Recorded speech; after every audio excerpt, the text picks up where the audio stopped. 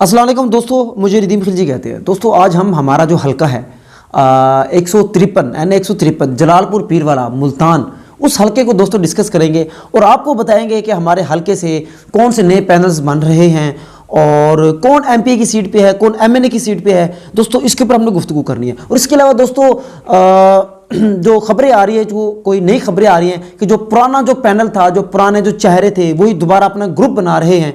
आपको पता है कि राणा मोहम्मद कासिम नून जो पीटीआई के टिकट से थे, वो मुनहरिफ होकर उधर चले गए थे नून लीग में, और अब उनको टिकट मिल रहा है नहीं मिल रहा। उस तरफ दूसरी तरफ जो दीवान आशिक हुसैन बुखारी है, वो दावा कर रहे हैं कि हमें टिकट मिल गया है नून लीग का।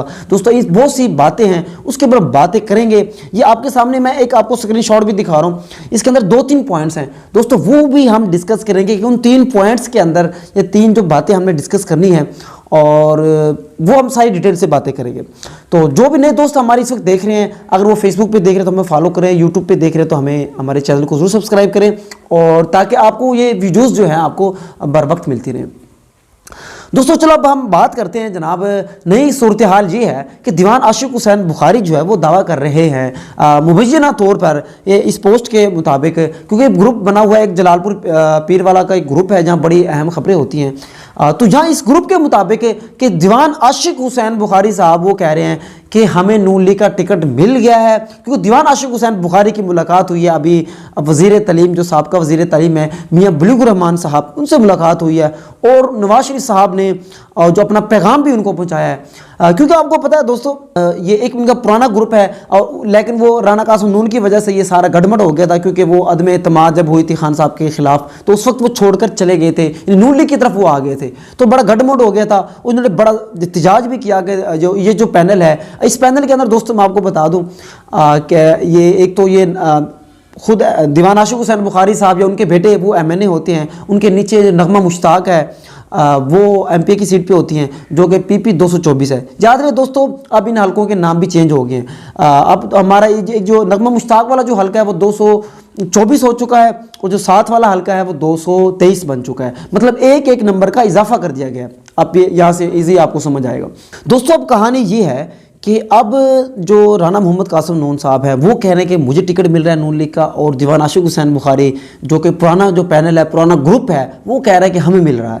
अब इसके ऊपर अगर हम डिस्कस करें तो पहली बात है दोस्तों, ये अभी बिल्कुल एग्जैक्ट कंफर्म तो नहीं है, लेकिन इस पोस्ट के मुताबिक और उनकी जो आशिक हुसैन बुखारी की जो मुलाकात हुई है मियाँ बलीगुर रहमान से, उनके मुताबिक तो ऐसे लग रहा है कि उनको वाकई टिकट मिल जाएगा। क्योंकि इस वक्त जो मुनहरिफ हो गए थे उस वक्त, उनकी जो पूरे पाकिस्तान में सूरत हाल है, वैसे तो पूरी नून लीग की सूरत हाल बहुत ही अबतर है, लेकिन जो लोग पीटीआई से मुनहरिफ होकर उधर नून लीग में चले गए थे, उनका तो बहुत ही बेड़ा गर्क हो चुका है, वो तो अपने हल्के में जाने के काबिल नहीं है। हाँ अलबत्ता ये हमारा जो हल्का है ये थोड़ा बैकवर्ड इलाका है, यहाँ सूरत हाल कुछ थोड़ी सी मुख्तलिफ है।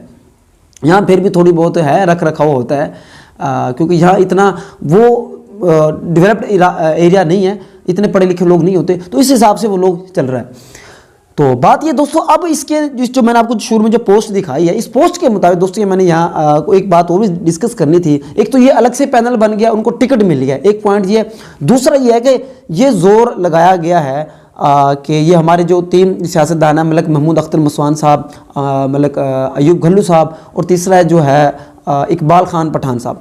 अब ये जो है ना अपने हल्के के तीनों समझ लें के चेयरमैन हैं, और इन्होंने जो है ना बड़ा ज़बरदस्त किस्म का जो है ना, क्योंकि ये ग्रुप है इनका, ये इसी दीवान ग्रुप है, ये नून लीग वालों को जो पुराना उनका ग्रुप है ये, तो इन्होंने जो है ना बड़ा जोर लगाया दीवान साहब के ऊपर कि मुबैना तौर पर कि आप जो है ना आप इसको नून लीग का टिकट लें। क्योंकि अब होता क्या है, अगर ये वाकई ग्रुप मिल जाता है, ये पैनल अगर वाकई इकट्ठे हो जाता है और इनको नून लीग का जो टिकट मिल जाता है, तो यहाँ के इस इलाके की, इस जनूबी पंजाब की जो सूरत हाल है, तो इनकी पोजीशन मजबूत हो सकती है। और दूसरी तरफ जो राणा कासिम नून साहब है जो मुनहरिफ हुए थे, वो जो है ना अब आपके वो बेचारे आप पता नहीं किधर जाएंगे, अगर उनको टिकट नहीं मिलता तो उनके साथ क्या बनेगा।